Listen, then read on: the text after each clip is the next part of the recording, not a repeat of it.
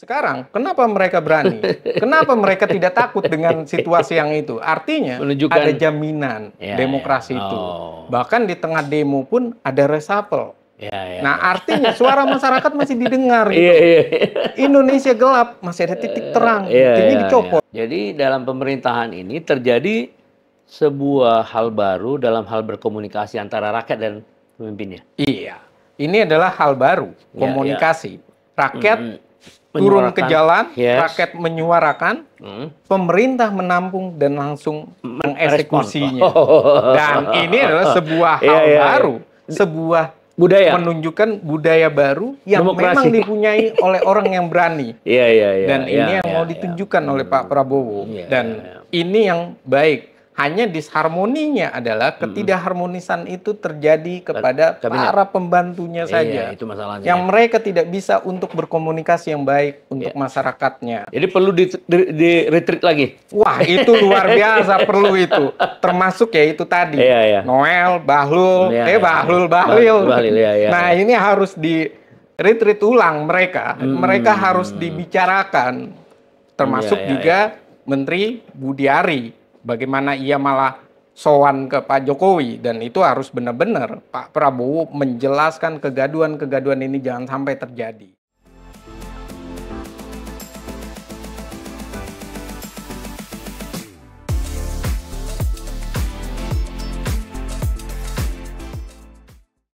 Nah, kemudian ada orang yang mengatakan, ya sebagian, Pak Prabowo itu masih dikendalikan oleh Pak Jokowi gitu. Apa komentar Anda? Kalau saya lihat soal mengendalikan, bukan lagi kendali. Pak Prabowo malah mau mengajak semua presiden bersama membantu beliau. Dan itu adalah sebuah hal yang menyejukkan. Kalau kita berbicara mengendalikan itu saya rasa Pak Prabowo sudah lebih hebat daripada Pak Jokowi. Karena Pak Prabowo yang menunggangi itu kuda. Sementara Pak Jokowi tidak pernah melakukan hal tersebut dalam sebuah bentuk bagaimana membangun ikon itu.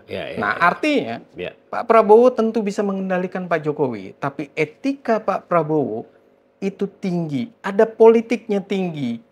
Bagaimana ketika Pak Prabowo ini ingin disterilkan oleh Pak Jokowi sendiri supaya jangan terlihat bahwa dia dikendalikan oleh Pak Jokowi, ternyata Sufmi Dasko maupun dari Sekjen Gerindra Ahmad Muzani mengatakan bahwa yang meminta pidato itu adalah Prabowo sendiri. Artinya sebuah kehormatan yang dilakukan. Begitu juga terhadap Ibu Megawati, walaupun berada di luar, walaupun banyak orang bilang keinginan PDI Perjuangan masuk ke pemerintahan hanya untuk Asto, tapi tidak digubris oleh Pak Prabowo. Karena apa? Buat dia lebih baik kita bersama membangun negeri ini. Dan ini ditunjukkan dengan niat dan antara itu yang nantinya pengawasan itu diharapkan oleh para mantan presiden. Kedua, dari para ormas keagamaan. Dan ini yang harusnya disambut oleh masyarakat. Bagaimana politik kita lebih beradab, politik kita lebih membangun bersama. Ketimbang kita selalu bertikai, kita selalu berpikir bahwa ini ada perselisihan. Akhirnya cuma gara-gara mantan presiden tidak bisa merangkul istrinya saja, rame sekali kait-kaitkan dengan politik gitu loh. Jadi boleh saya simpulkan, apakah menurut Friza bahwa Pak Prabowo sedang membangun budaya politik baru ala Indonesia? Iya, Pak Prabowo sedang membangun budaya Indonesia. Budaya Indonesia adalah budaya bekerja sama. Dia sedang membangun budaya Indonesia adalah budaya yang santun, yang beradab. Dia sedang menunjukkan Indonesia punya gaya politik tersendiri. Indonesia, gaya politiknya adalah gaya bagaimana kita sama-sama Bhinneka Tunggal Ika, merangkul seluruhnya, tidak ada lagi permusuhan. Dan ini sebuah hal yang baik menurut saya. Karena apa? Setelah Pilpres, orang selalu berasumsi terjadi perpecahan. Di era Jokowi, residunya itu sebesar 30%. Akibat Prabowo dengan Jokowi. Tapi hubungan mereka bisa bekerja sama di pemerintahan. Dan kenapa kita tidak bisa melihat hal ini adalah kekompakan negeri ini dalam membangun. Dan itu pun ditunjukkan oleh Nasdem, ditunjukkan oleh PDI Perjuangan. Ya. Mereka menyetujui program visi misi maupun apa yang dilakukan oleh Presiden, Walaupun tapi mereka tidak berada di pemerintahan. Ya. Dalam arti ada yang berada di posisi menteri. Ya. Dia tidak punya Nasdem, tapi berada di pemerintahan.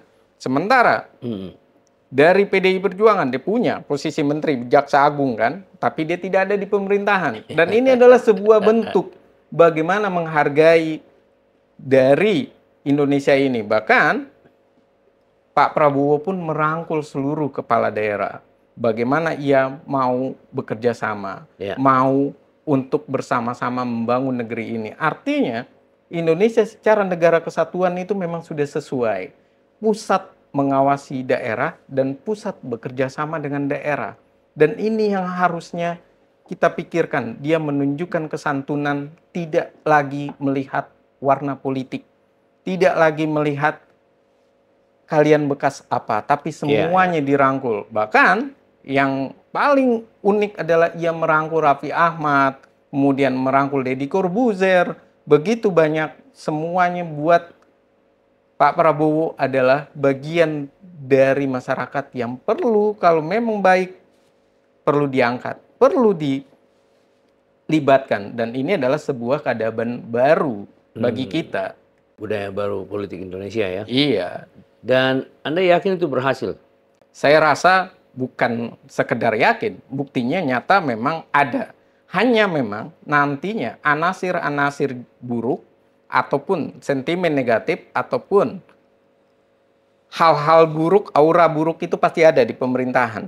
Dan karena itulah reshuffle kabinet adalah sebuah kunci. 6 bulan, setiap 6 bulan evaluasi itu harus dilakukan. Dan Pak Prabowo sudah menunjukkan bukti pernyataan Hasyim waktu itu sebelum Pak Prabowo dilantik. Apa tuh? Pak Hasyim menyatakan bahwa Pak Prabowo akan melakukan evaluasi 6 bulan dan bisa jadi evaluasinya reshuffle. Buktinya terjadi. Dan ini sebuah hal yang baik. Jadi reshuffle nanti saya rasa sebuah hal yang tidak perlu lagi kita memikirkan harus besar, harus seremonial. Tapi cukup satu yang bermasalah dihilangkan. Dan ini adalah suatu hal yang baik. Apalagi kalau dorongan itu adalah dari masyarakat.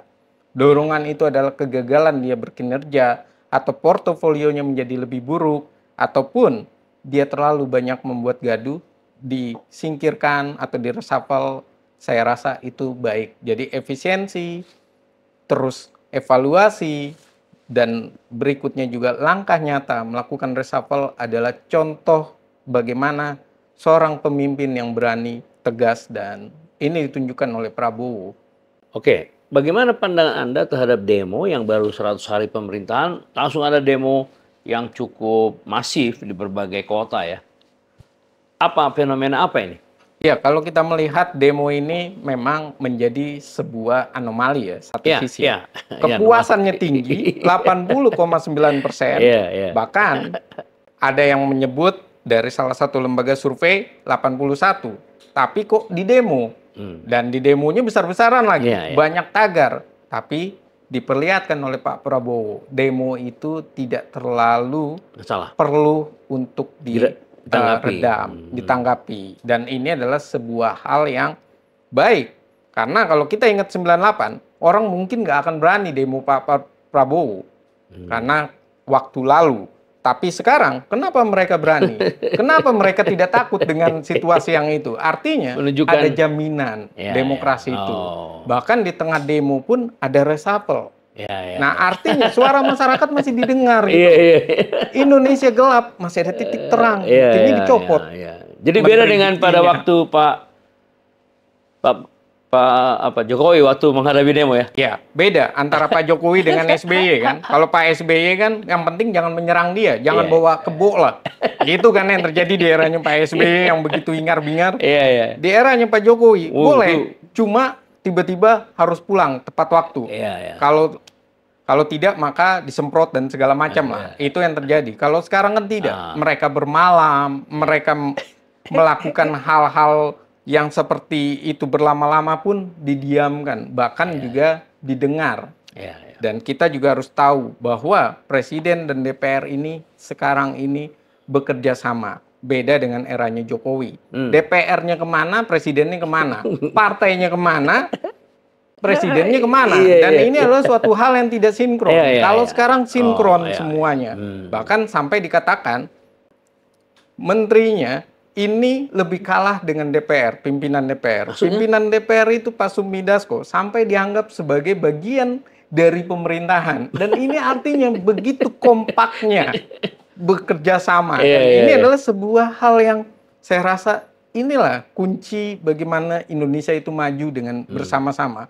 Kalau tidak, repot kita. Efisiensi anggaran pun Pak Prabowo menggunakan para menteri untuk menyampaikan itu kepada DPR. Artinya DPR lah yang turut untuk mengevaluasi, untuk mendengarkan, dan untuk meninjau efisiensi itu layak atau tidak. Dan ini adalah sebuah hal baik yang dilakukan oleh Pak Prabowo. Bahkan yang terbaik lagi, Pak Prabowo tidak langsung menyelesaikan permasalahan dengan tangan dirinya, tapi melalui orang yang paling dekat.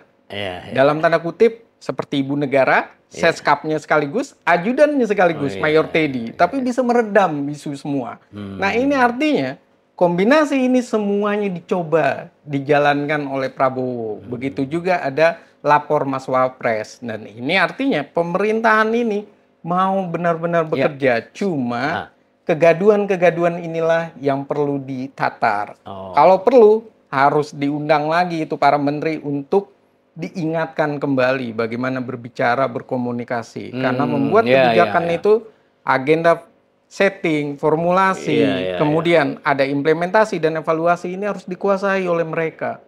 Jangan sampai kebijakannya belum dilakukan, tapi geloranya, napasnya sudah mengundang Indonesia gelap. Dan inilah yang terjadi.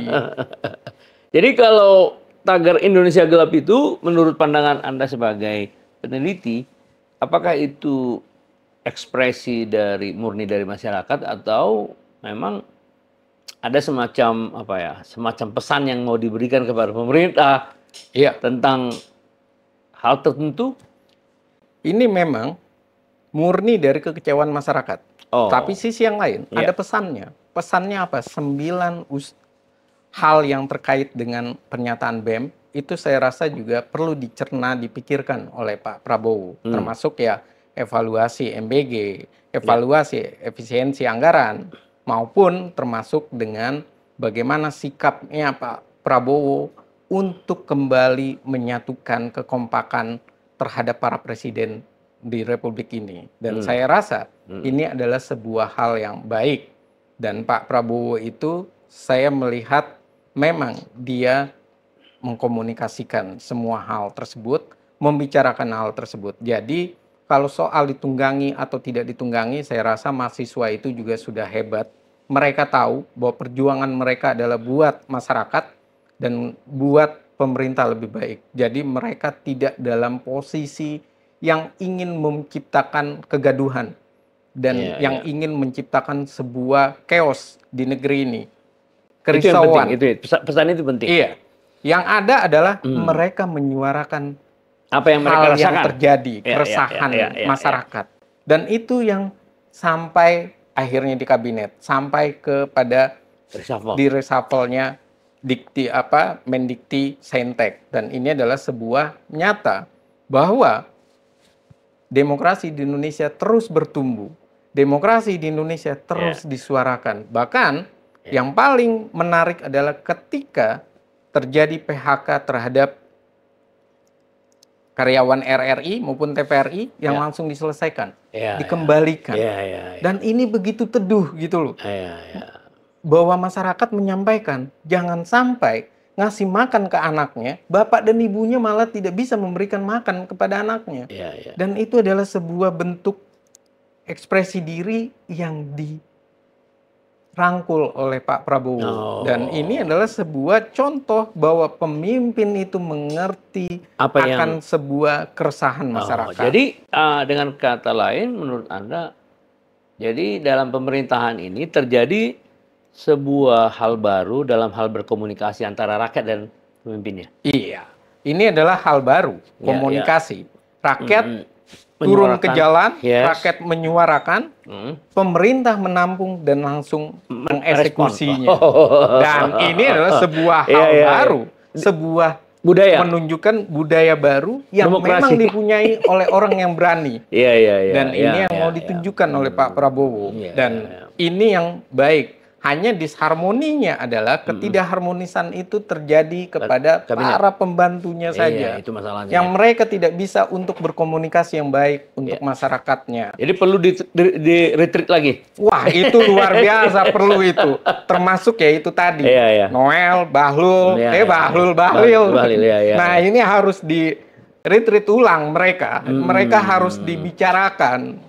Termasuk Iya, iya, juga Menteri Budiari. Bagaimana ia malah sowan ke Pak Jokowi. Dan itu harus benar-benar Pak Prabowo menjelaskan kegaduhan-kegaduhan ini jangan sampai terjadi. Iya, iya, iya. Jadi berarti pemerintah ini penuh dengan harapan.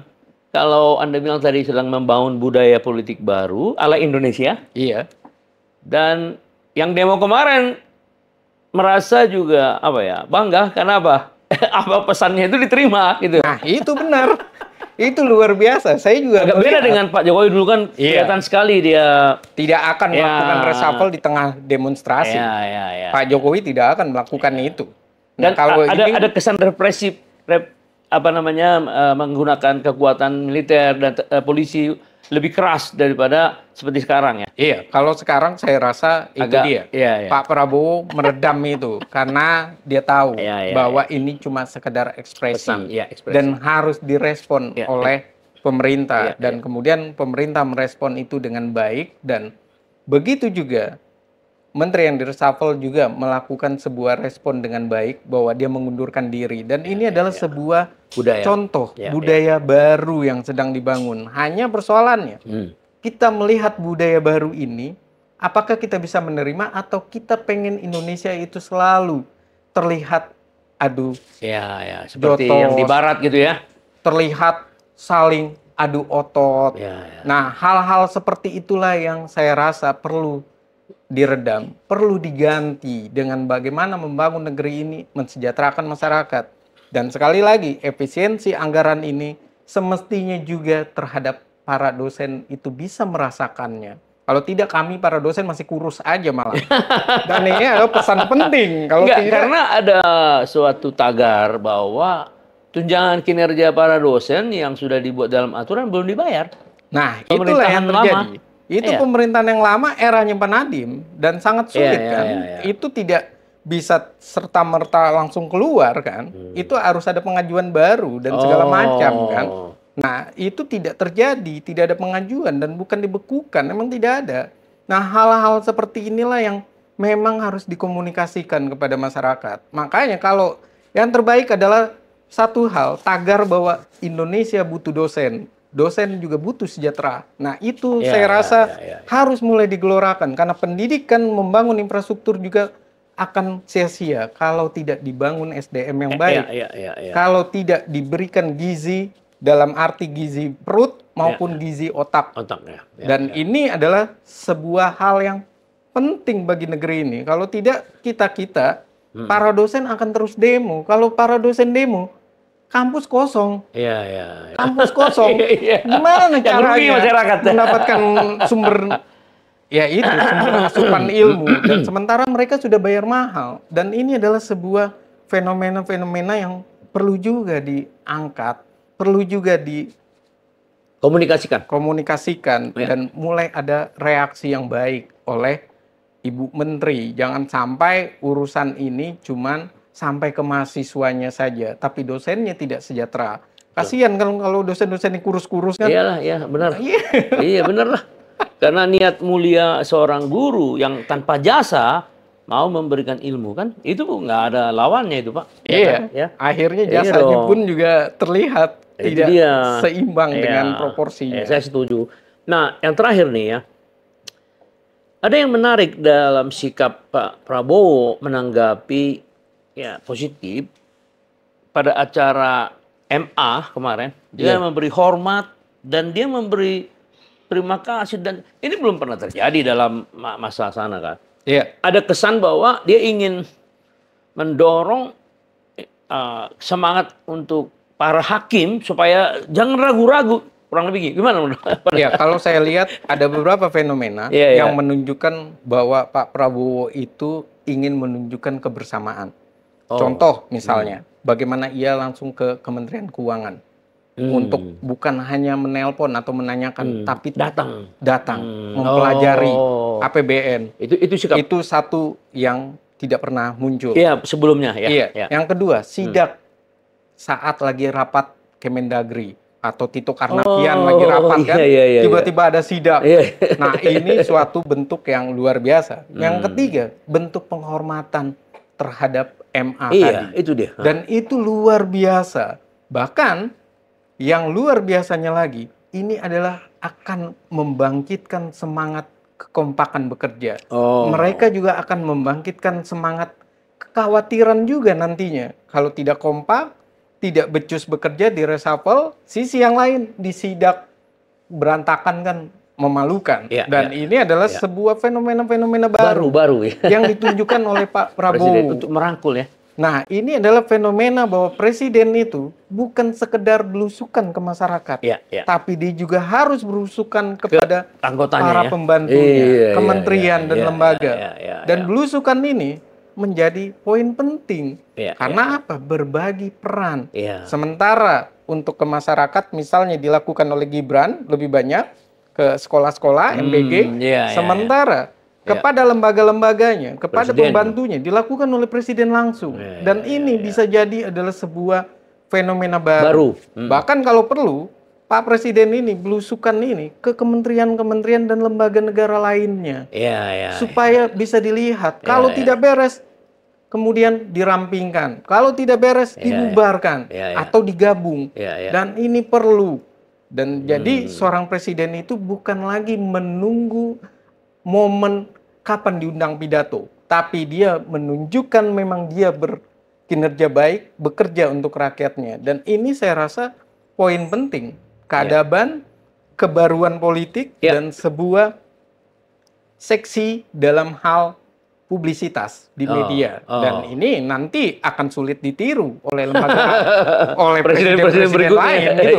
Kalau cuma turun ke got, mungkin orang bisa gitu loh, turun ke jembatan, gorong-gorong. Tapi kalau melakukan sidak langsung belum tentu bisa. Karena mereka kan memang harus tahu pagu anggarannya, harus mengerti sidaknya itu dalam konteks apa. Dan ini hal yang baik. Apalagi Pak Prabowo juga sempat melakukan telepon langsung, ia menyatakan melalui Dasko bahwa hakim akan dinaikkan gajinya. Dan itu kan sebuah janji politik yang luar biasa. Belum menjabat pun dia sudah menunjukkan etikat baiknya. Dan nilai-nilai itu yang saya rasa harus ada. Harus benar-benar bertumbuh. Bahkan yang saya tahu di Gerindra pun, di ormasnya pun atau di underbow-nya, itu mereka sudah melakukan pengkajian-pengkajian untuk didorong ke dalam pemerintahan. Kalau memang ada masalah.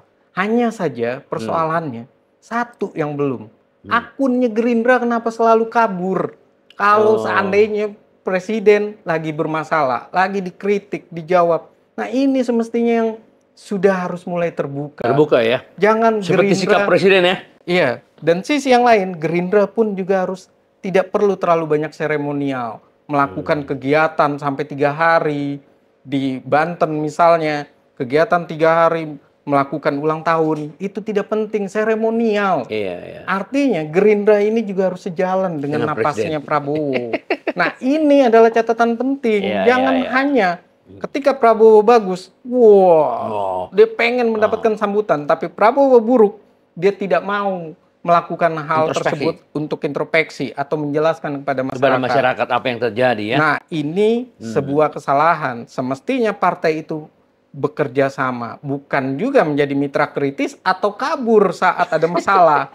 Nah, ini adalah sebuah kritik yang perlu hadir. Kritik membangun. Kembali itu. Luar biasa ini pembicaraannya.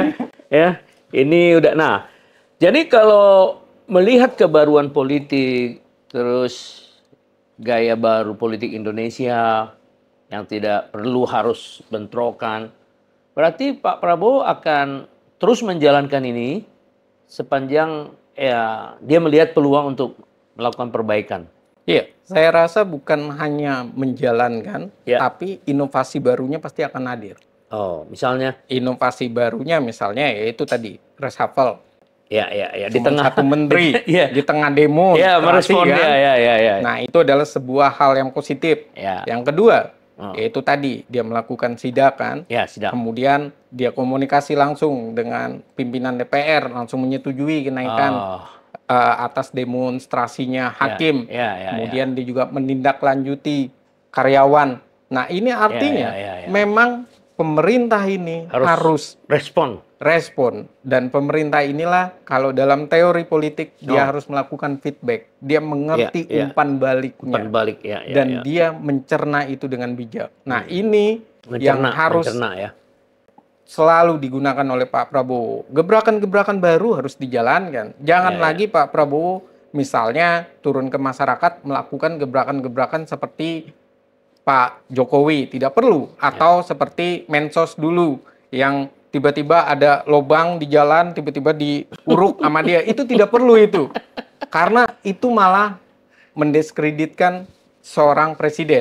Yang terbaik adalah ini. Dia bekerja langsung sidak misalnya. Jadi hal-hal strategis ya. Iya. Ya bukan remeh-temeh. Nah, hal remeh-temeh begitu pencitraan udahlah. Iya, udah selesai, para udah selesai. Aktivis ataupun para pengamat politik yang pencitraan. Kalau presiden tidak perlu pencitraan, dia bekerja dengan realitasnya. Dia bekerja sesuai dengan hal yang terbaik untuk negeri rakyat. ini. Jadi kalau begitu, mari kita tunggu gebrakan-gebrakan berikutnya. Inovasi politik yang Anda bilang tadi ya. Kebaruan politik, itu yang saya tangkap tadi. Kebaruan politik. Memang inilah nilai-nilai baru. Ya, nilai-nilai baru. Coba dihadirkan oleh seorang pemimpin kita. Tidak lagi nilai bergaya tangan, tidak lagi ngegulung. Ataupun menggunakan tagline bahwa bajunya, celananya murah, semua totalnya segala macam. 100.000 saja. Nah, tidak seperti itu. Tapi dia menunjukkan bahwa pemerintah ini ada bersama rakyat, berpihak kepada rakyat. Dan cepat merespon apa yang diinginkan rakyat. Ini yang jarang terjadi. Merespon apa yang diinginkan oleh masyarakat. Jadi sekarang PR-nya adalah para menteri jangan sampai diresapel. Warningnya itu. Itu warning para menteri kalau tidak mau diresapel jangan buat gaduh. Bekerja untuk rakyat, jangan berkomentar sinis terhadap rakyat. Kalau tidak, yang terjadi adalah reshuffle. Dan ini adalah fenomena baru di Indonesia. Reshuffle di tengah demo. Ya, luar biasa ini analisanya. Ini udah sejam ya. Terima kasih ya. Jadi kita akan bincang-bincang lagi nanti setelah ada dinamika politik baru. Terima kasih Bung Efrica. Sama-sama.